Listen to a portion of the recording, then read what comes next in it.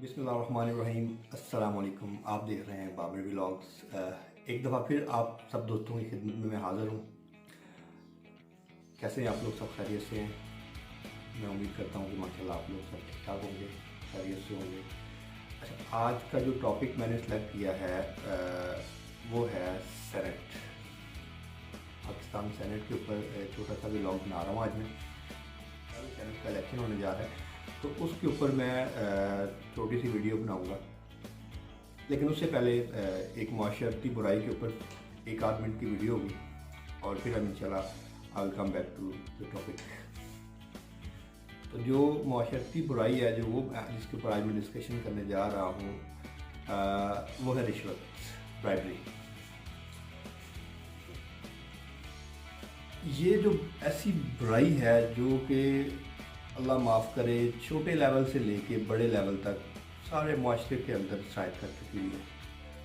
मतलब जिसका जहाँ भी हाथ जलता है, हाथ पड़ जाता है, माफ़ी नहीं देता। रिश्वत के बगैर काम करवाना एक नामुमकिनात में से चीज़ हो गई है।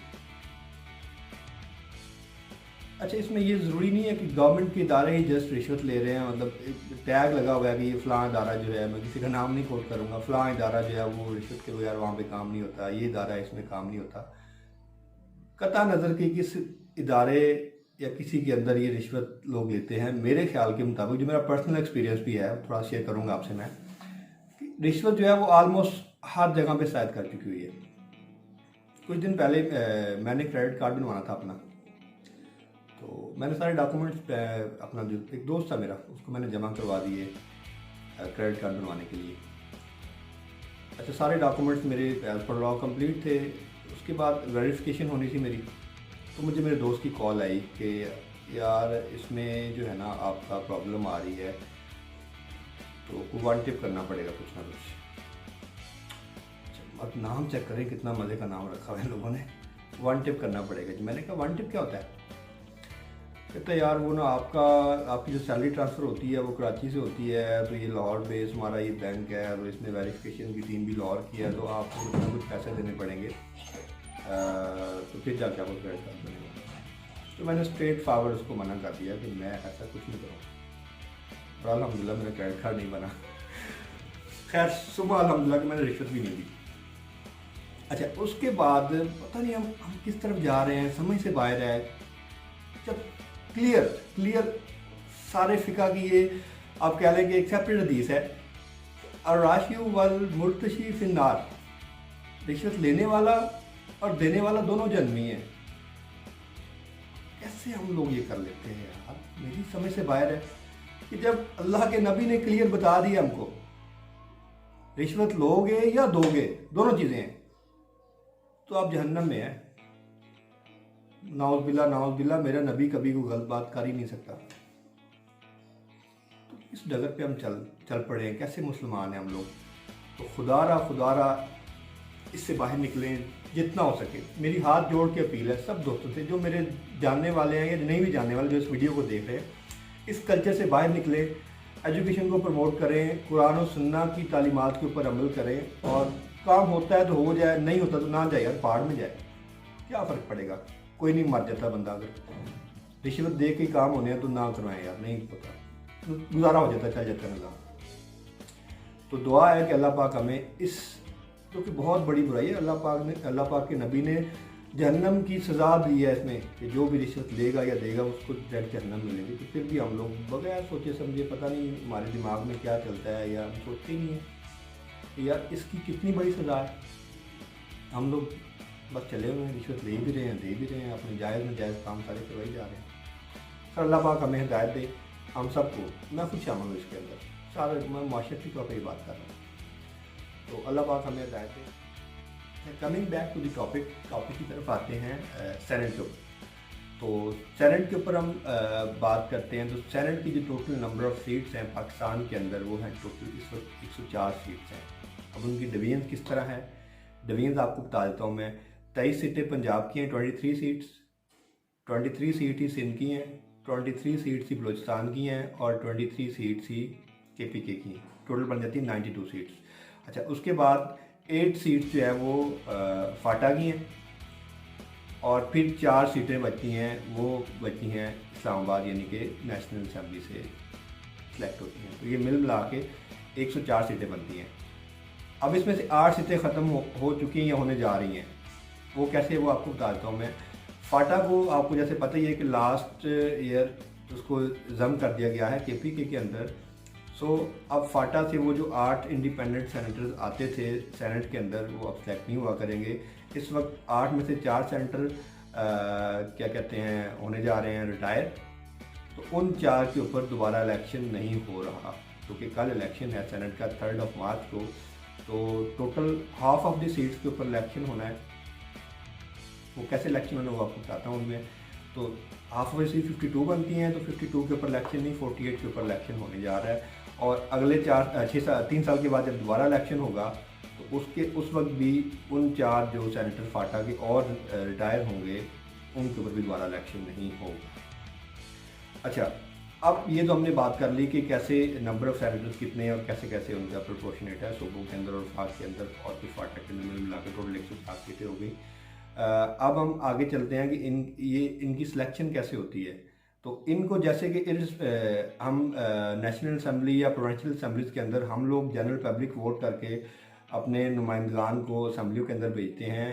یہ لوگ ایسے سلیکٹ نہیں ہوتے یا ایسے الیکٹ نہیں ہوتے. ان کو الیکٹ کون کرتا ہے؟ ان کو الیکٹ کرتے ہیں وہی ممبران جن کو ہم لوگ پارلیمان کے اندر بھیجتے ہیں. وہ لوگ ووٹنگ کر کے آگے سینیٹرز کو الیکٹ کرتے ہیں. سلیکٹ بار بار لفظ استعمال کر رہا ہوں، الیکٹ کرتے ہیں. اچھا، تو اب ان کا کام کیا ہے؟ سینیٹر کا مین کام کیا ہوتا ہے؟ سینیٹر نے جو مین کام وہاں پہ کرنا ہے وہ ہے لیجسلیشن کرنا ہے. انہوں نے قانون سازی کرنی ہے. جتنے بھی لاز نیشنل اسمبلی کے اندر پاس ہوں گے ان کے اوپر ایک دفعہ پھر سے ڈیبیٹ ہوگی سینٹ کے اندر. سینٹ کے اوپر ڈیبیٹ ہوگی، پھر اس کے بعد ووٹنگ ہوگی، اور ووٹنگ کے بعد پھر وہ جو ہے کیا کہتے ہیں پورا قانون پاس ہوگا. جب تک سینیٹر یا سینٹ پاس نہیں کرے گا تب تک کوئی بھی قانون نافذ العمل نہیں ہو سکتا پاکستان کے کانسٹیٹیوشن کے مطابق. کل کے الیکشن کے اوپر ہم تھوڑی سی بات کر لیتے ہیں کہ الیکشن کون جیتنے جا رہا ہے اور کون ہارنے جا رہا ہے. پنجاب میں تو آلموسٹ پہلے ہی پری ڈیسائیڈ ہو گیا کہ الیکشن جتنی سیٹیں جس پارٹی کی بنتی تھیں انہوں نے ایکولی ڈسٹریبیوٹ کر کے ان کے اگینسٹ اب بندے ہی نہیں کھڑے کیے اور ایکولی مل گئی ہیں. 6 PTI کو مل گئیں، 5 نون لیگ کو مل گئی ہیں. مطلب اس طرح کر کے پنجاب نے اپنا سیٹلمنٹ کر لی ہے. سندھ کے اندر الیکشن ہوگا کیونکہ وہاں پہ MQM PTI اور پیپل پارٹی کے بٹوین مقابلہ ہونا ہے. وہاں پہ اس وقت پنجاب اور سندھ کے اندر 11 سینیٹر منتخب ہونے جا رہے ہیں، جبکہ بلوچستان اور KP کے اندر 12 سینیٹر منتخب ہو رہے ہیں. اچھا، ہوتا کیا ہے کہ ہر 3 سال کے بعد الیکشن ہوتا ہے. ہر 3 سال کے بعد الیکشن ہوتا ہے سینٹ کا. ٹوٹل ایک سینیٹر کا ٹینیور ہے وہ 6 ایئرز ہوتا ہے. ہر 3 سال کے بعد الیکشن ہونے کے بعد half of the senator retire ہو جاتے ہیں جو اپنا 6 سال کا ٹینیور پورا کر چکے ہوتے ہیں، اور ہاف نئے آ جاتے ہیں. تو یہ اس طرح روٹیشن چلتی رہتی ہے، سرکل چلتا رہتا ہے. ہر 3 سال کے بعد الیکشن کے بعد نئے سینیٹر ہاف آ گئے، ہاف چلے گئے، ہاف آ گئے، ہاف چلے گئے، یہ چلتا رہتا ہے. تو اس وقت جو کرنٹ سچویشن ہے سینٹ کی، جو لیڈنگ پارٹی ہے، لیڈنگ پارٹی اس وقت ہے پاکستان مسلم لیگ نون، جس کے 27 سینیٹر اس وقت سینٹ کے اندر موجود ہیں.